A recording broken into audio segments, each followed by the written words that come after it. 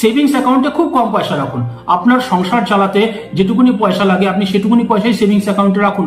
বাকি পয়সা আপনি মিউচুয়াল ফান্ড লাগান বা বিভিন্ন রকমের ইনভেস্টমেন্ট করুন, শেয়ার কিনুন, কিন্তু সেভিংস অ্যাকাউন্টে কম পয়সা রাখবেন। কারণ কোনোভাবে যদি আপনার ফোনটাকে কেউ ক্যাপচার করে নিতে পারে, আপনার সেভিংস অ্যাকাউন্ট কিন্তু খালি হয়ে যাবে। আমার আগের ভিডিওটা দেখে নেবেন, ওখানে আমি সবকিছু জানিয়েছি। সুতরাং বন্ধুরা খুব সাবধানে থাকবেন, ঘাবড়াবেন না। গভর্নমেন্ট সবকিছু কাজ করছে, কিন্তু দেখুন রোগী আমি, আমার রোগ কিভাবে না হবে সেটা আমাকে খেয়াল রাখতে হবে। ডাক্তারের কাছে গেলে তো ডাক্তার ওষুধ দেবে, আমাকে সুস্থ করবে, কিন্তু আমি ডাক্তারকে দায়ী করতে পারি না। সাবস্ক্রাইবার কমেন্ট করেছেন যে তাহলে স্যার সরকার কি করছে, পুলিশ কি করছে?